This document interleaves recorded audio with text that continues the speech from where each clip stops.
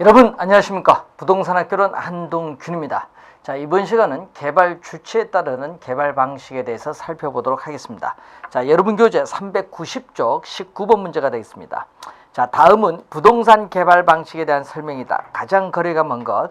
자, 이 자체 개발 방식인데, 자, 이 부동산 우리가 개발 사업은 이 개발 주체. 자, 이 개발 주체에 따라 이 공영 개발 그리고 이 민간 개발 방식으로 나눠 볼 수 있죠. 자, 이때 이 민간 개발 방식에서 우리가 자체 개발 방식이 나오죠. 자, 부동산 소유자가 스스로 우리가 규모가 작은 부동산을 개발하는 방식입니다. 자, 개발 사업의 이익이 모두 토지 소유자에게 귀속된다는 장점이 있죠. 또 자금 조달 부담이 크고 위기 관리 능력이 요구된다. 이건 단점이죠. 그래서 자체 개발 방식은 토지 소유자가 토지를 소유하고 있어요. 그리고 개발 사업에 필요한 자금 조달도 토지 소유자가 조달하죠. 이 자금 조달 주체, 그리고 우리가 개발 사업의 또 시행 주체, 개발 사업의 시행 주체이면서 또 이익이 우리가 또 귀속이 되는 주체가 다 토지 소유자다. 다 토지 소유자가 됩니다. 그래서 1번 맞는 지문이고, 2번 사업 위탁 방식은 개발업자가 토지 소유자에게 사업을 의뢰하는 형태하니까 틀렸죠. 자, 토지 소유자와 개발업자 간에 우리가 공동으로 개발하는 사업이 지주공동사업인데, 지주공동사업은 네 가지로 나눠 볼 수 있는데, 그 중에서 우리가 사업 위탁형 또는 우리가 사업 수탁 방식이죠.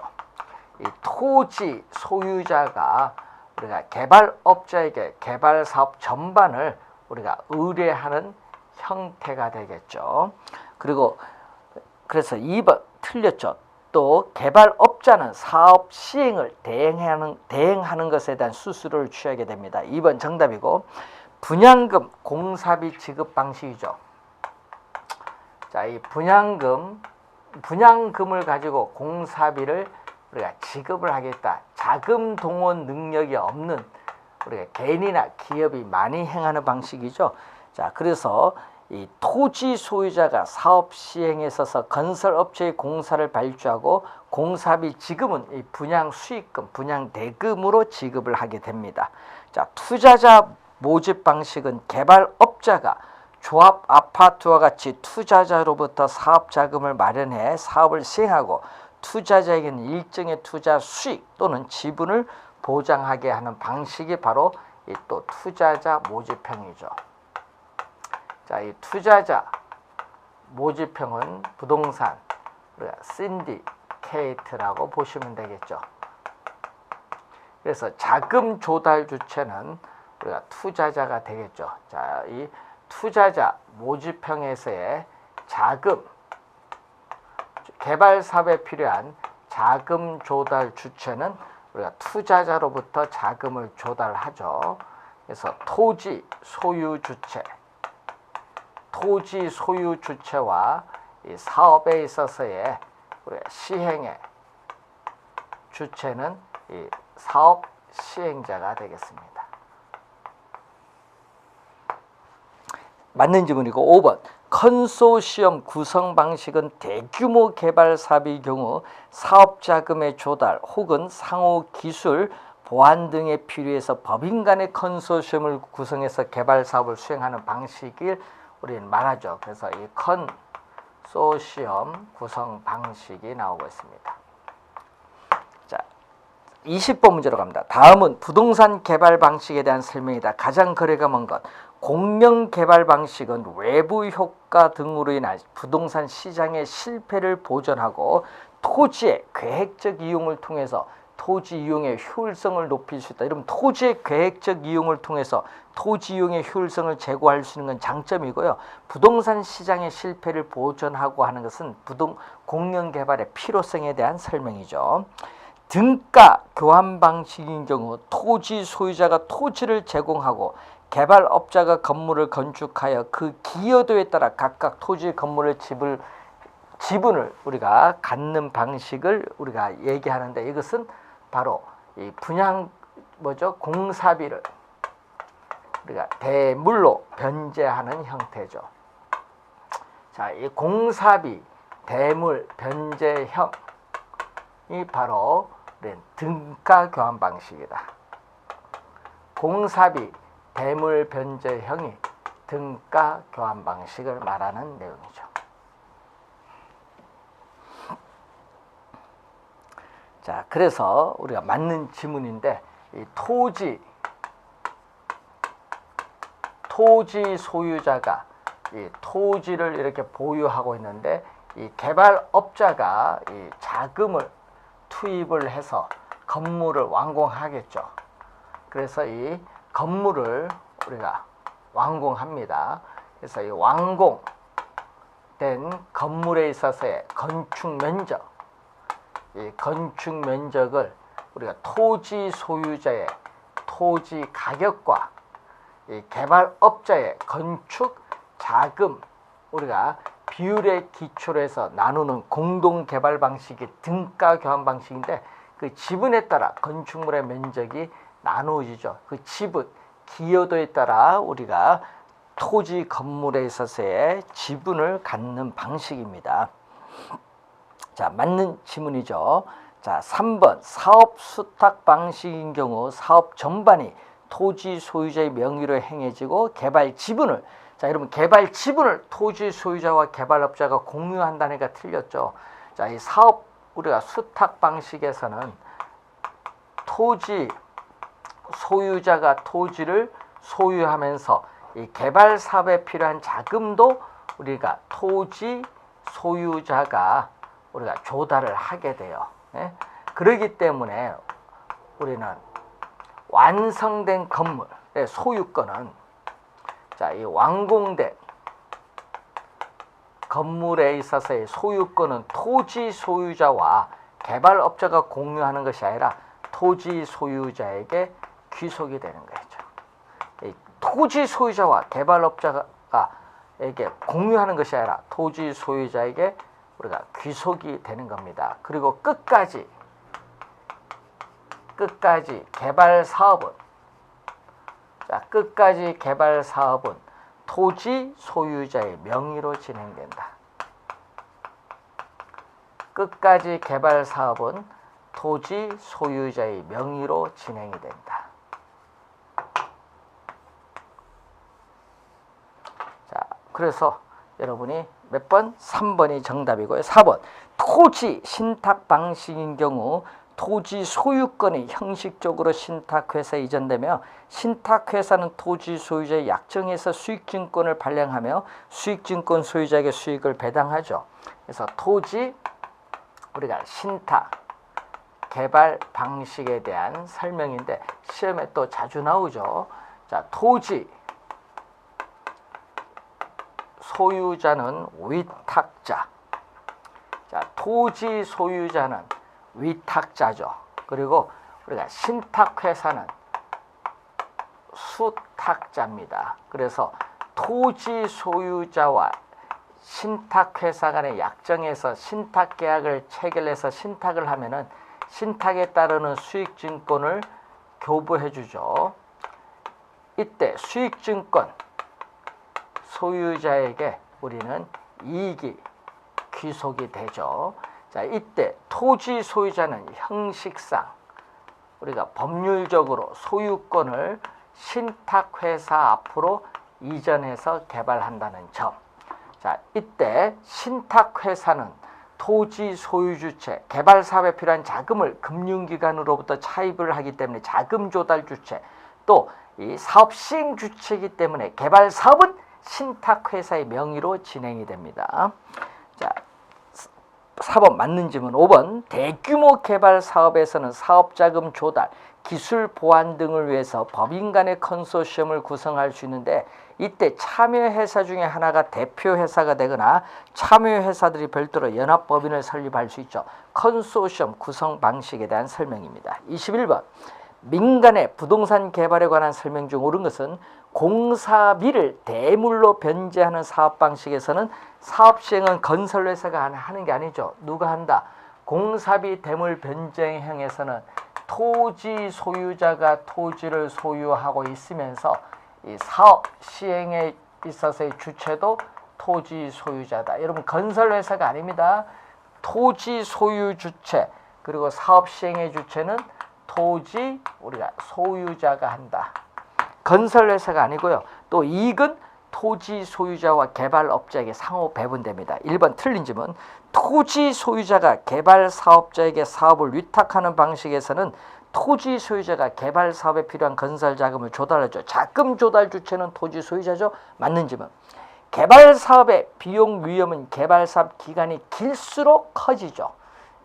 추가적으로 비용을 부담을 해야 될 위험이 커집니다. 토지 신탁 방식은 사업 시행은 신탁회사가 하지만 자금 조달과 이익 귀속 주체는 토지 소유자니까 틀렸죠. 자금 조달의 주체 신탁회사, 사업 시행의 주체 신탁회사, 토지 소유 주체 신탁회사, 신탁에 따르는 이익은 신탁자, 즉 수익증권 소유자인 신탁자에게 귀속되죠. 그래서 틀린 질문은 4번. 틀린 질문 4번. 부동산 신디케이트 방식은 1인의 개발 사업자가 자금을 모두 조달한다 하니까 틀렸죠. 다수의 투자자가 우리는 자금을 우리가 조달합니다. 그래서 틀린 질문을 되겠죠. 그래서 정답은 2번이 정답이 되겠습니다. 자, 22번 문제로 갑니다. 민간의 부동산 개발에 관한 설명 중 옳은 것은 투자자 모집형은 개발 사업자로부터 사업 자금을 마련하는 것이 아니라 누구로부터? 자금 조달은 토지 소유 주체죠. 자금 조달 주체는 투자자죠. 그러니까 투자자로부터 자금을 마련해서 사업 시행합니다. 틀렸고 컨소시엄 구성형은 토지 소유자와 개발 사업자 상호 간에, 여러분 토지 소유자와 개발업자 상호 간이 아닙니다.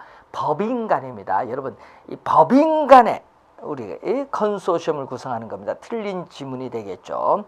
그리고 자체 개발 방식은 토지 소유자의 능력으로 개발 업무를 수행하므로 전문성이 낮은 부동산 개발 방식 맞습니다. 3번 정답. 지주 공동 사업 방식은 개발 사업의 위험이 분산되지 않는 경우가 많다니까 틀렸죠. 토지 소유자와 개발업자가 공동으로 개발하는 방식이기 때문에 개발 사업 위험은 토지 소유자와 개발업자에 분산됩니다. 사업 수탁 방식에서 개발자는 토지와 건설 자금보다 개발자가 아니라 토지 소유자가 토지와 건설 자금을 부담하고 개발 사업 운영 전반을 개발업자가 담당하는 개발 방식입니다. 틀린 질문이네요. 그래서 정답은 3번이 되겠습니다. 자, 23번. 민간에 의한 부동산 개발 방식에 관한 설명 중 옳지 않은 것은 자, 사업 수탁 방식의 경우 사업 전반이 토지 소유자의 명의로 행해지고 맞고요. 개발 지분을 토지 소유자와 개발업자가 공유하는 게 아니죠. 우리가 완성된 건물의 소유권은 토지 소유자에게 귀속이 됩니다. 틀린 질문 1번 정답. 후 분양인 경우 개발업자의 시장 위험은 개발 사업의 완성이 가까워질수록 작아지죠. 왜? 완성된 분양이 되니까. 자, 3번. 토지 개발 신탁 방식은 신탁회사에 토지 소유권을 이전하고 신탁회사가 자금을 조달해서 누구의 명의로? 신탁회사의 명의. 꼭 명심해야 됩니다. 신탁회사의 명의로 개발 사업이 진행이 됩니다. 3번 맞고 신차지 방식은 개발업자가 토지를 임차해 개발하는 방식인데 토지 소유자와 개발업자 간의 공동 개발 사업입니다. 그렇기 때문에 차지 계약 체결 시점에서는 권리금을 주고받지 않고 차지 계약 기간 중에는 높은 지대를 지불하게 되고 차지 계약 종료 시에는 토지는 무상 반환하고 건물은 공동사업 청산을 통해서 시가로 양도합니다. 그래서 틀린 지문이 되겠죠. 맞는 질문이 되겠죠. 건물은 시가로, 토지는 무상으로 우리가 양도가 되죠. 등가 교환 방식은 토지 소유자가 제공한 토지 위에 개발업자가 건축 자금을 부담하여 개발한 후에 각각의 비용에 해당하는 비율로 개발 가치를 나누는 공동개발 사업의 한 유형이 바로 등가 교환 방식이죠. 개념이 나와 있네요. 1번 정답이 되겠습니다. 자, 24번. 부동산 개발 사업 방식 설명 틀린 것. 자체 개발 사업은 불확실하거나 위험도가 큰 부동산 개발 사업에 대한 위험을 토지 소유자와 개발업자 간에 분산할 수 있는 장점이 있는 것. 이것은 지주 공동사업의 장점입니다. 틀린 질문 1번. 컨소시엄 구성 방식은 출자 회사 간의 상호 이해 관계 조정이 필요하죠.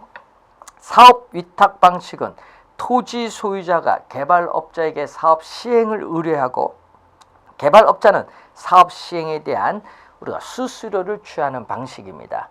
자, 지주공동사업은 토지 소유자와 개발업자가 부동산 개발을 공동 수행하는 방식인데 일반적으로 토지 소유자는 토지 제공하고 개발업자는 개발에 전문적인 노하우를 제공해서 상호 이익을 추구합니다. 토지 신탁형은 토지 소유자로부터 형식적 소유권을 이전받은 신탁회사가 토지를 개발 관리 처분해서 그 수익을 수익증권 소유자, 이 수익자에게 돌려주는 방식을 말하죠. 자, 25번 문제로 갑니다. 민간의 부동산 개발에 관한 설명 중 옳은 것은 공사비를 분양금으로 정산하는 사업 방식에서는 어떻게 돼요? 사업 시행은 토지 소유자가 합니다. 그리고 이익은 토지 소유자와 개발업자에게 상호 배분되죠. 그래서 틀린 지문이 되겠습니다. 토지 신탁 방식에서는 부동산 신탁 회사가 개발 사업에 필요한 건설 자금을 금융기관으로부터 차입을 해서 조달합니다. 맞는 질문. 투자자 모집형은 개발 사업자로부터가 아니라 투자자로부터 사업 자금을 마련해서 사업을 시행하죠. 토지 소유자의 자체 사업일 경우에는 사업 시행은 토지 소유자가 하고요. 자금 조달 주체도 토지 소유자, 이익 귀속 주체도 토지 소유자입니다. 다 토지 소유자죠. 틀린 질문. 등가 교환 방식은 토지 소유자와 신탁사 간의 수수료 문제가 발생할 수 있다.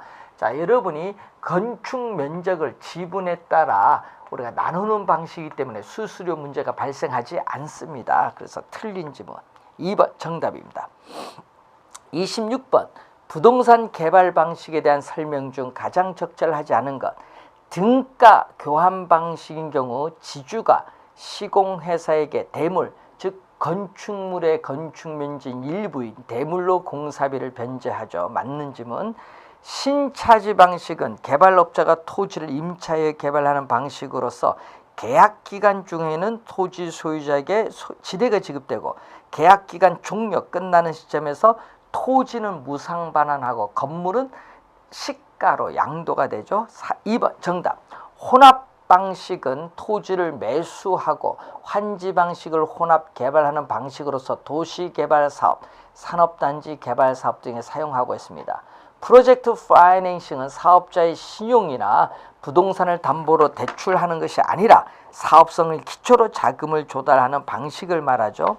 토지 신탁 개발 방식인 경우에 형식상 토지 소유권은 신탁회사에게 이전되기 때문에 토지 소유 주체는 부동산 신탁회사가 됩니다. 자, 27번 개발권 양도제에 관한 설명으로 틀린 것은, 자, 개발권 양도제 보면은 1번은 개발 제한으로 인해서 규제되는 보전지역에서 발생하는 토지 소유자의 손실을 보전하기 위한 제도가 바로 TDR이 되겠죠. 개발권 양도제도인데, 자, 어떤 지역에서 우리가 개발이 가능한 지역, 이 보전 지역이 나오죠. 이때 보전 지역의 토지 소유자, 보전 지역의 토지 소유자는 우리가 개발에 있어서의 제한, 이 개발 제한으로 인한 의도하지 않은 우발적인 손실을 입고 우리가 개발 지역의 토지 소유자는 개발 지역의 토지 소유자는 개발 사업으로 인한 우발적인 이익을 얻게 되죠. 따라서 우발적인 손실을 입게 되니까 이 손실에 보상을 주 목적으로 도입된 제도가 TDR이라고 합니다. 1번 맞고요. 2번 초기에 개발권 양도제는 도심지의 역사적 유물을 보존하기 위한 목적으로 실시됐죠. 역사적 유물 보존, 문화재 보호 등을 위해서 실시됐고요. 규제지역 토지 소유자의 손실을 개발지역 토지에 대한 개발권 부여를 통해서 보존하죠. 그래서 개발권 우리가 양도 부여를 통해서 보존하는 제도입니다. 그래서 틀린 우리가 지문이 되겠죠. 그래서 여러분이 3번 정답입니다. 공공이 부담을 해야 하는 비용을 절감하면서 규제에 따른 손실이 보전이 이루어진다는 점에서 의의가 있다. 자, 여러분이 이 우발적인 손실인데 이 토지 소유자의 소유권으로부터 뭐를 분리한다? 이 개발권을 분리하죠.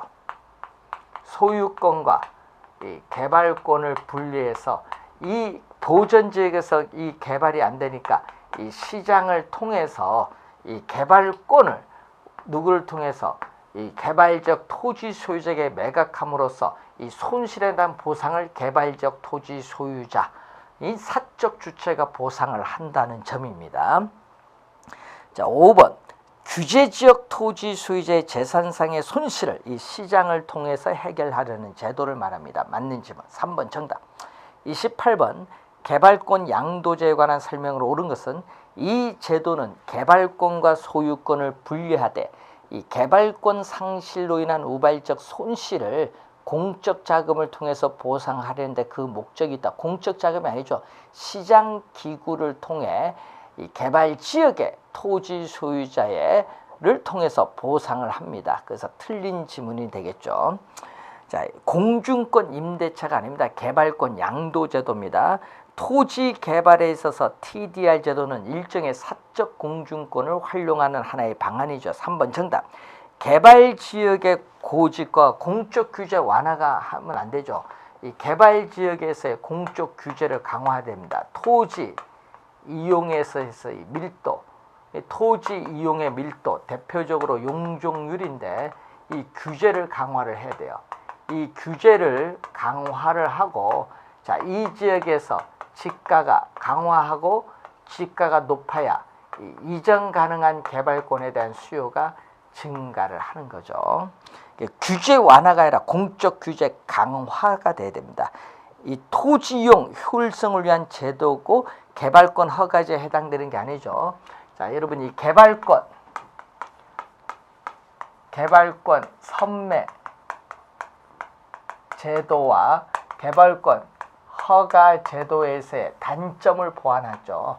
이 단점을 보완해서 나타난 게 바로 TDR이고 효율성과는 관련 없죠. 뭐를? 우리는 형평성.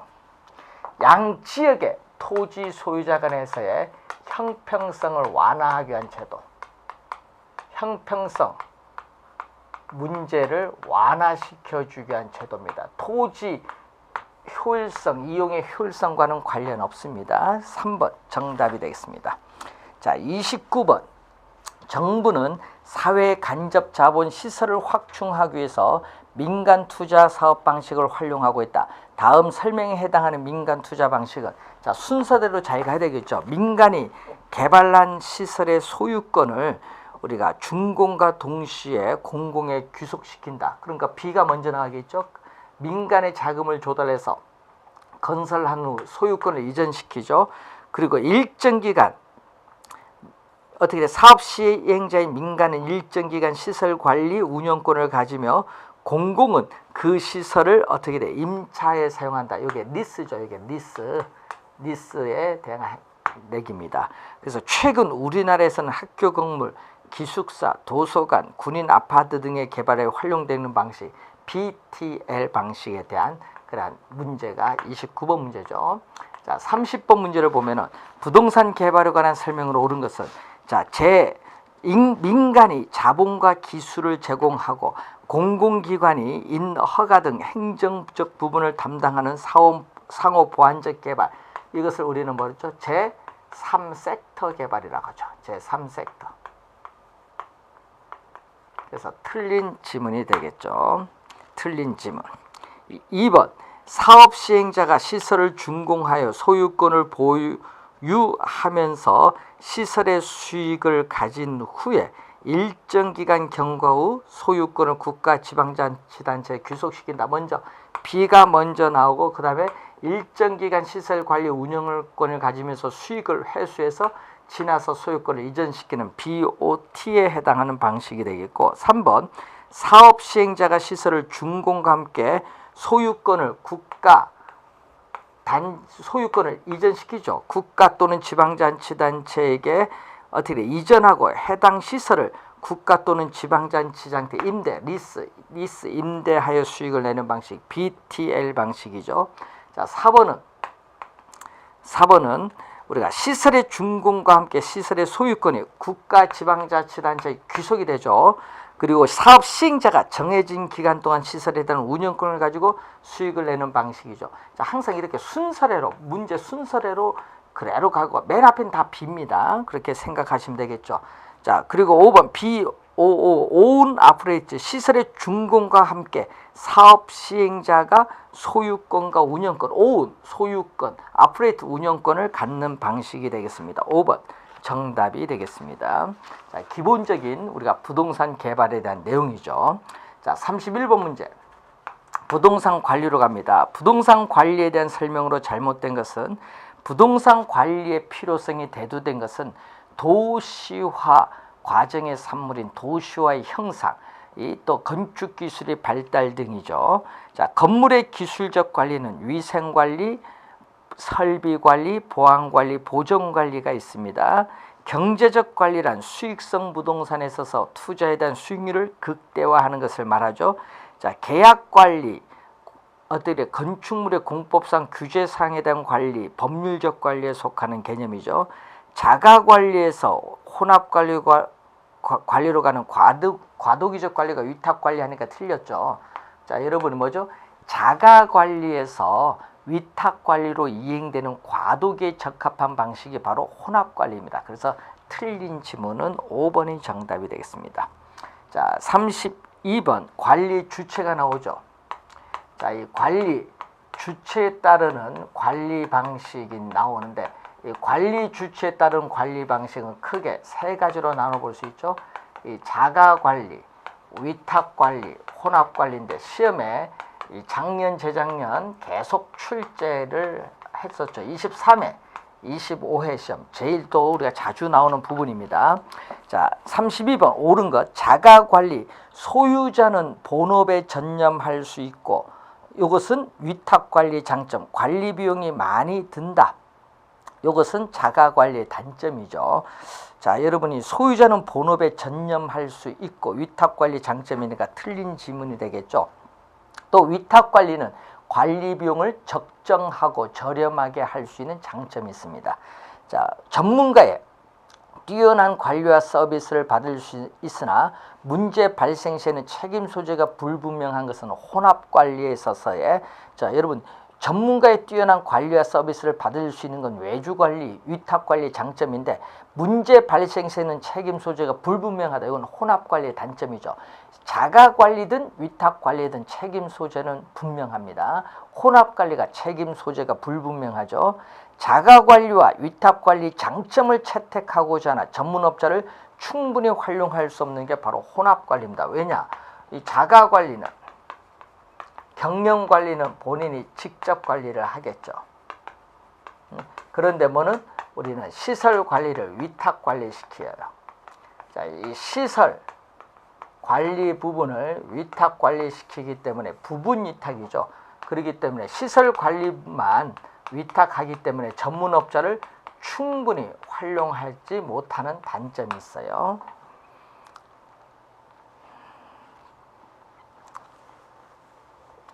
자, 3번 정답이고 관리 업무의 일부는 위탁하고 나머지는 소유자가 직접 관리하는 방식. 무슨 방식? 지금 혼합 관리죠. 혼합 관리. 소유자가 관리 업무에 대해 지시 및 통제의 권한이 강하며 친절한 서비스를 제공할 수 있고 업무가 신속하게 의사결정이 신속하다는 장점이 있는 것은 자가관리의 장점이죠. 5번 틀린 질문. 33번 부동산 관리에 대한 설명으로 틀린 것은 부동산 관리는 물리적, 기능적, 경제적 및 법률 등을 포함하는 이 복합 개념의 관리입니다. 맞고, 직접 관리 방식은 관리 업무의 타성을 방지할 수 있고 인건비 절감 효과가 있다. 여러분, 직접 관리는 관리 업무의 무사 안일주의, 타성화가 나타나고 그리고 인건비가 불합리하게 높아질 수 있는 단점이 있어요. 2번 정답. 간접 위탁관리 방식은 관리 업무의 전문성과 합리성을 높일 수 있는 반면 기밀 유지에서는 직접 관리보다 불리하다. 위탁관리는 기밀 유지, 보안 관리 면에서 곤란하다는 단점. 반대로 직접 자가관리는 기밀 유지, 보안 관리 면에서 양호하다는 장점이 있죠. 혼합관리 방식은 직접 관리와 간접 관리를 병행하여 관리하는 방식으로서 관리 업무의 전부를 위탁하지 않고 필요한 부분, 시설관리 부분만 위탁관리를 하죠. 혼합관리 방식은 관리 업무에 대한 강력한 지도력을 확보할 수 있고 또 위탁관리의 편리 또한 이용할 수 있기 때문에 혼합관리죠. 장점이죠. 자, 2번 정답입니다. 34번 부동산 관리 방식별 장단점에 대한 설명 중 틀린 것. 자, 위탁관리 방식은 전문적인 계획 관리를 통해서 시설물의 노후화를 늦출 수 있는 장점이 있고요. 위탁관리 방식에서 관리업체가 영리만을 추구할 경우에 부실 관리를 초래할 우려가 있다. 단점. 혼합관리 방식은 자가관리에서 위탁관리로 이행되는 과도기에 유용할 수 있다. 혼합관리의 장점. 혼합관리 방식은 필요한 부분만 선별하여 위탁하기 때문에 관리 책임 소재가 불분명하죠. 분명한 것이 아니라 책임 소재가 불분명하다는 단점이 있습니다. 4번 정답. 자가관리 방식은 관리하는 각 부분을 종합적으로 운영할 수 있을 뿐만 아니라 기밀 유지, 보안 관리에도 양호하다는 장점을 가지고 있습니다. 자, 35번 문제로 갑니다. 자, 부동산 관리에 대한 기술 중 틀린 것. 자가관리는 관리 전문성을 높일 수 있고 관리 업무가 효율적인 것. 이건 자가관리가 아니라 위탁관리 장점. 1번 정답. 도시가 발전하고 건축 기술이 향상되어 이 전문가에 의한 부동산 관리가 필요하게 되죠. 관리의 필요성이 나타나고 임대주택의 임대차 관리에서 임차인을 선정할 때는 다른 임차인들과 잘 어울릴 수 있느냐, 유대성을 고려해서 선정하는 것이 중요하고 적극적 관리로서의 자산 관리란 부동산 소유자, 기업의 부를 우리가 극대화하고 부동산의 가치를 증진시킬 수 있는 다양한 관리 방법을 모색하는 관리를 말합니다. 부동산의 유지 관리는 시설 관리에 포함되는 것으로서 대응적 유지 관리보다는 예방적 유지 관리가 합당하다. 예방적 유지 관리가 중요하다고 볼 수 있습니다. 자, 이렇게 해서 관리 우리가 전반적 기초를 봤고요. 우리가 다음 시간에는 관리에 우리가 다른 내용, 시설 관리, 자산 관리, 그리고 이제 임대차 활동에 대해서 살펴보도록 하겠습니다. 수고 많으셨습니다.